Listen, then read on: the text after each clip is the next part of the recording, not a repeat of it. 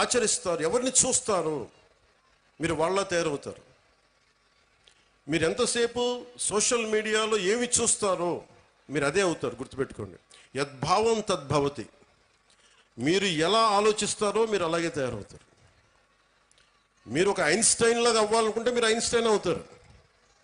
లేదు, మీకు ఇష్టమైన ఒక వ్యక్తిని, ఎంత స్థాయి ఉందో మాకు తెలియదు, అతలా తయారవుతారు. కానీ విలువలు పాటించే వ్యక్తుల్ని మీరు ఆదర్శంగా తీసుకుంటే తప్ప మీకు మంచిది కాదు. నేను ఎప్పుడు కూడా నాకు చాలామంది సినిమా హీరోలు నాకు చాలా ఇష్టం. కానీ నేను తీసుకున్న హీరో నా టీచర్స్, నా హీరోలు. ఒక స్పోర్ట్స్ పర్సన్, ఒక వనజీవి రామయ్య, లేదంటే ఒక దశరథ్ మాంజీ. వాళ్ళు నడిస్తే రికార్డింగ్లు ఉండవు. నా సినిమాలు వేసినప్పుడు నేను నడిస్తే వెనకాల రికార్డింగ్లు ఉంటాయి. గెడ్డం తీసినా గెడ్డం ఉంచుకున్న సింహంలో డైలాగులు చెప్తే రికార్డింగ్లు ఉంటాయి. కానీ నిజమైన హీరోలకి రికార్డింగ్లు ఉండవు. కార్గిల్లో మన కోసం చచ్చిపోయిన హీరోలకి రికార్డింగ్స్ ఉండవు. దేశ భద్రత కోసం చచ్చిపోయారు వాళ్ళకి రికార్డింగ్లు ఉండవు. మనం గుర్తుపెట్టుకోవాల్సింది వాళ్ళని. మనం గుర్తుపెట్టుకోవాల్సింది మన కోసం కష్టం తెలియకుండా మనల్ని కాపాడే మన తల్లిదండ్రుల్ని, గొంతు చించుకొని మనం బాగుండాలని చెప్పి మన అధ్యాపకుల్ని, మన టీచర్స్ని. ఇంకా అన్నిటికంటే కూడా ఇందాక దారిలో వస్తూ ఉంటే మనకి చాలామంది మీకు శానిటేషన్ కోసం పనిచేస్తూ ఉన్నారు. మనకి వీధుల్ని శుభ్రంగా తుడిచే మన కుటుంబం అది. మన శానిటేషన్ వర్కర్స్కి మీరు గౌరవం ఇవ్వండి. అలాగే జపాన్ లాగా, నేను చిన్నప్పుడు మా ఇంట్లో బాత్రూమ్ నేనే కడిగేవాడిని.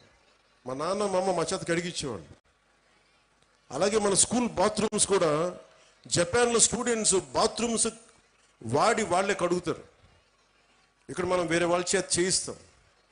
సో విద్యార్థులకి ఎప్పుడైతే మనం అలాంటి పనులు చేస్తామో, అంటే మనం వాడిన బాత్రూమ్స్ మళ్ళీ మనం కడగం, ఇంకెవరో కడగాలి, అలా కుదరదు. ఆ కల్చర్ అలవాటు చేసుకుంటే మీరు భవిష్యత్తు మీకు చాలా ఉన్నత స్థాయిలో ఉంటుంది. డిగ్నిటీ ఆఫ్ లేబర్ మీకు అలవాటు అవ్వాలి. నేను అందుకనే ప్రతిసారి పారిశుద్ధ కార్మికులకి నేను ఎందుకంత గౌరవిస్తానంటే, నాకు నిజంగా వాళ్ళ భవిష్యత్తు బాగుండాలని కోరుకుంటూ ఉంటాను. సో మీకు పనిచేసే టీచర్స్కి కానీ, వాచ్ సెక్యూరిటీ పీపుల్కి కానీ, శానిటేషన్ వర్కర్స్ కానీ మీరు ఒక్కొక్కసారి చిన్న థ్యాంక్స్ చెప్పండి. విద్యార్థులకు చెప్తున్నాను, మీరు మా కోసం ఇంత చేస్తున్నారు, చిన్న థ్యాంక్స్ చెప్పండి. వాళ్ళ బిడ్డలు బాగున్నారు లేదని అడగండి. చాలా గొప్పగా ఉంటుంది. మా ఇంట్లో కొంతమంది సహాయానికి అప్పుడప్పుడు ఎవరైనా వస్తే వాళ్ళ బిడ్డల కోసం నేను ఎప్పుడు నా దగ్గర ఉన్న డబ్బులు ఇచ్చేవాడిని.